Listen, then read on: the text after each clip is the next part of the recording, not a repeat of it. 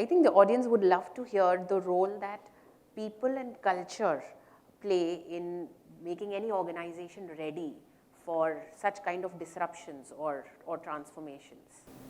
With people and culture as a background, there are 4 E's that I would typically embrace, which I think work during a transformative phase, and I will kind of stitch this together when I tell you my experience. The first E is evangelize. We need to obviously tell people, convince them why transformation is necessary, what is it going to bring in at the end of the day, and they have nothing to fear. So that is one side of it. The second is empower.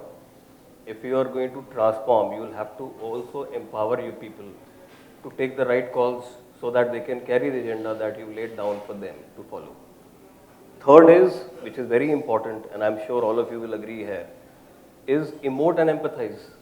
We need to understand where are people in terms of their emotions, their personal aspirations, where do they want to be, which is obviously one of the biggest reasons why most of the transformative processes fail. It's because the people and their attitudes and their mindsets. And the last one is eliminate. Eliminate roadblocks, not people.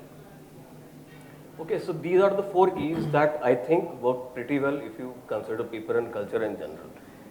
So this is where, when I'm going to stitch those 4 E's together. If you talk about Mr. X, he is not even evangelized. He is not even sure why this agenda needs to be driven. So the most important thing is we need to convince people that there is need for transformation and it is good for each one of us.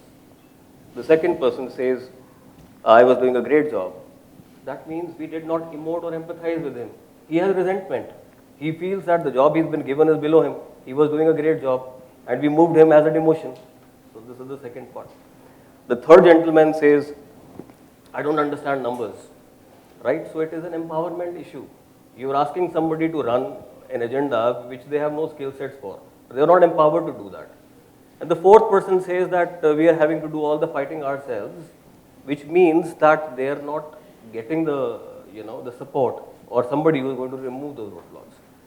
So this is the learning that came out of there. And then finally we formed a committee. And now is the rosy picture emerging over the next few months.